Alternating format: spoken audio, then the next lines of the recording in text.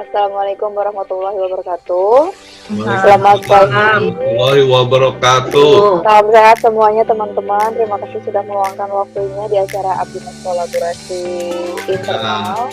Ya, sekarang bersama mitra kita Desa Cilacap ya. Tema dari kegiatan ini adalah bagaimana kita mewujudkan desa aman dari COVID-19 gitu. Nah, tidak berlama-lama, kita langsung saja masuk ke materi. Silahkan, Bu Mita. Oke, Assalamualaikum warahmatullahi wabarakatuh. Waalaikumsalam warahmatullahi wabarakatuh. Oke, selamat pagi semuanya. Hari ini saya akan menjelaskan mengenai mitigasi bencana COVID-19 untuk Desa Cilencad. Sebelumnya saya mau menjelaskan dulu apa sih sebenarnya COVID-19 itu. Mungkin Bapak Ibu semua sudah hafal ya dengan COVID-19 karena kita sudah berkutat dengan pandemi ini selama kurang lebih hampir 4 bulan. Tapi saya berusaha untuk menjelaskan dulu apa sih sebenarnya COVID-19 itu. COVID-19 itu merupakan penyakit menular yang menyerang sistem pernafasan pada hewan ataupun manusia, disebabkan oleh virus yang bernama SARS-CoV-2 atau virus corona. Penelitian mencatat virus ini mampu bertahan hidup sampai 72 jam di permukaan benda yang ada di sekitar kita. Nah, jadi ini ada tadi ada bentuk virusnya ya. Nah, asal mula virus ini pertama kali itu terdeteksi di Cina, Wuhan. Nah, WHO secara resmi menetapkan COVID sebagai pandemi global pada tanggal 11 Maret. Di Indonesia, penyakit ini dideteksi pertama kali pada tanggal 2 Maret 2020. Nah, hingga 1 Juli 2020 di Indonesia itu angka penderita yang positif itu 20.796 orang. Kemudian yang sembuh itu 5.057 orang dan yang meninggal 1.326 orang. Sampai saat ini belum ditemukan vaksin untuk COVID-19 sehingga satu-satunya pencegahan adalah menjaga kesehatan tubuh dan lingkungan, ya, terutama imunitas tubuh. Nah, penularan COVID itu COVID-19 menjadikan tenggorokan dan paru-paru sebagai tempat berkembang biak. Virus masuk ke tubuh manusia melalui lubang hidung, mulut, dan mata. Sehingga yang paling penting dilindungi adalah bagian tubuh tadi. Kemudian COVID-19 dapat menyebar melalui 3 jenis interaksi. Yang pertama, kontak langsung dengan benda yang terkontaminasi virus. Kemudian yang kedua, droplets atau tetesan air ketika penderita batuk, bersin atau berbicara. Kemudian yang ketiga, kontak langsung dengan penderita tanpa memperhatikan prosedur pencegahan COVID-19. Yang perlu kita ketahui, bagaimana sih gejala klinis yang perlu diperhatikan. Yang pertama itu ada sakit tenggorokan, flu, dan batuk. Kemudian sesak nafas. Yang ketiga itu ada demam. Kalau demam udah pasti suhunya di atas 38 derajat. Kemudian ada 4 itu letih dan lesu. Nah, segera lakukan isolasi mandiri selama minimal 14 hari jika mengalami gejala di atas, atau segera hubungi fasilitas kesehatan puskesmas rumah sakit terdekat. Nah, ini gampang-gampang susah karena banyak penyakit yang memang sama gejalanya dengan ini. Jadi salah satu yang kita harus lakukan kalau misalnya kita punya keempat ini, jangan panik dulu, kita harus langsung ke fasilitas kesehatan. Kemudian ada beberapa cara mencegah atau antisipasi terhadap COVID-19. Yang pertama adalah penggunaan masker kalau beraktivitas di luar rumah. Kemudian tutup mulut dengan siku atau lengan ketika batuk dan bersin.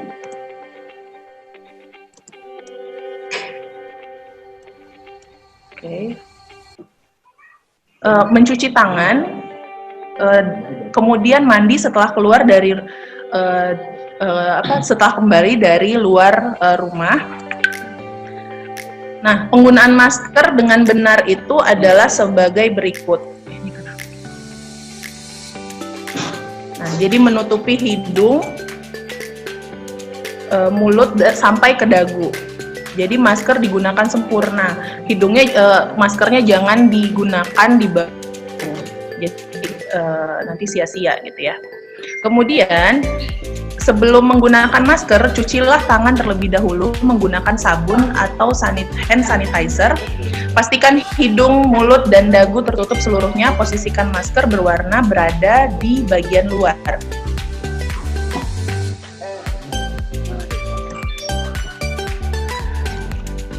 Bila menggunakan masker sekali pakai, buang masker ke dalam tempat sampah tertutup.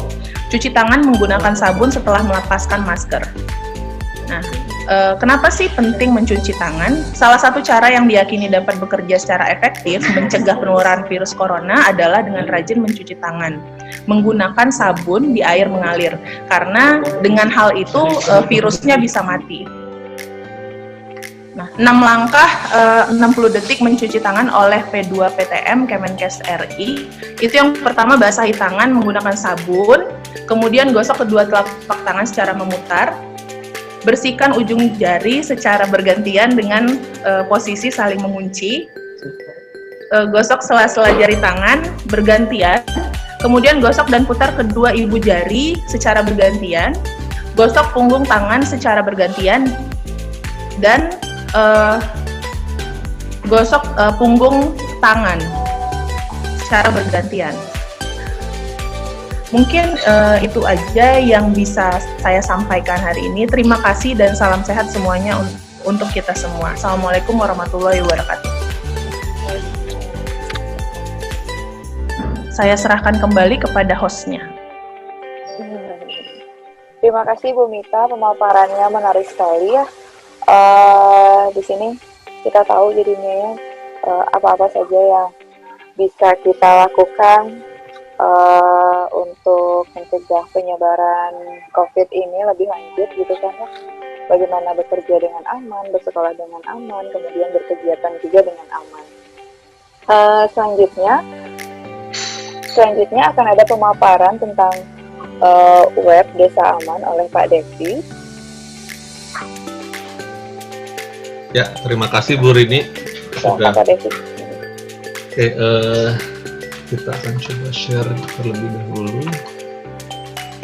Kita mungkin Pak Devi bisa di set sebagai host atau co-host gitu.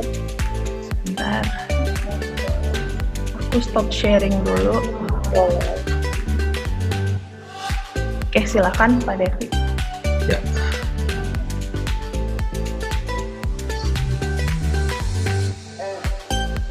Assalamualaikum warahmatullahi wabarakatuh. Waalaikumsalam warahmatullahi wabarakatuh. Oke, kali ini saya akan coba menjelaskan mengenai web Desa Aman atau website Desa Aman menghadapi COVID-19, di mana sebetulnya web ini merupakan salah satu luaran program pengabdian kepada masyarakat, ya, skema kolaborasi ya. Jadi antara Fakultas Ilmu Terapan dan Fakultas Komunikasi dan Bisnis Telkom University. Nah, web ini dibangun sebagai media sosialisasi dan edukasi kepada masyarakat, gitu ya. Dimana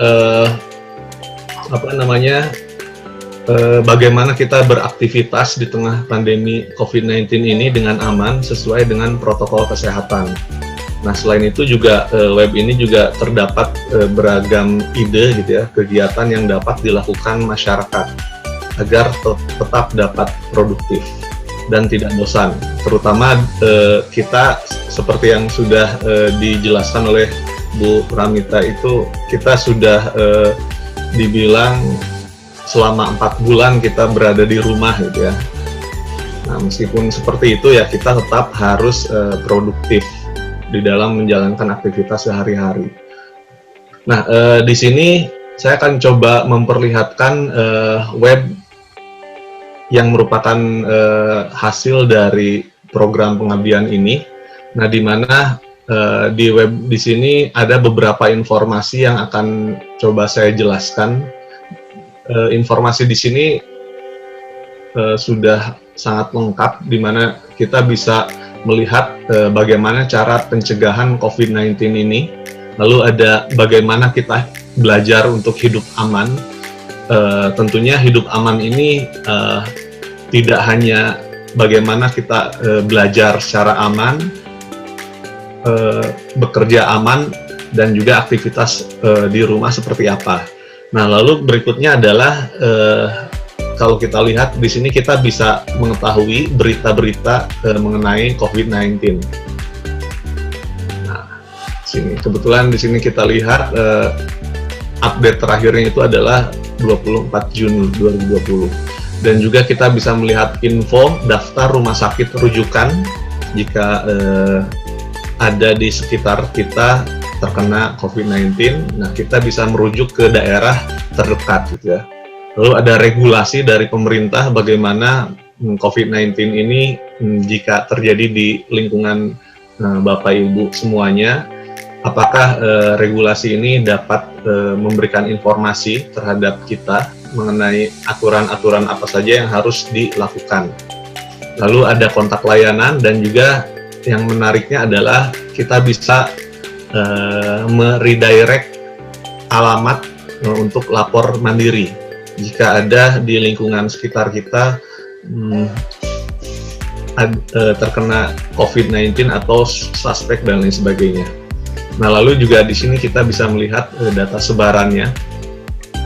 Nah, di home di sini itu kita bisa melihat tampilan awal dari Desa Aman ini, di mana Desa Aman ini bisa diakses melalui desaaman.info gitu ya.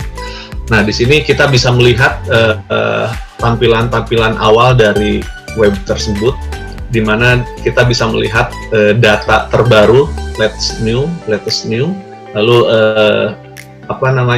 informasi yang sering dilihat gitu ya. Lalu di sini juga kita bisa melihat cukup banyak juga ya untuk berita-berita terbarunya. Lalu ada juga bagaimana kita belajar aman di rumah. Nah, di sini kita ada menyediakan materi juga.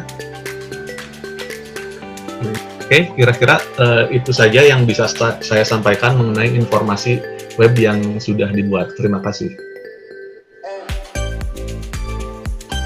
Terima kasih Pak Devi atas pemaparannya, menarik sekali ya. Ternyata di saat pandemi ini juga kita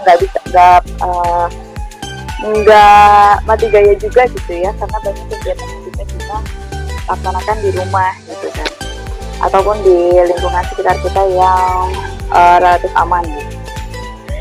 Oke, demikian pemaparan webinar dari kelompok kami. Terima kasih teman-teman atas kehadirannya. Semoga di lain waktu kita diberi kesempatan untuk kembali bekerja sama.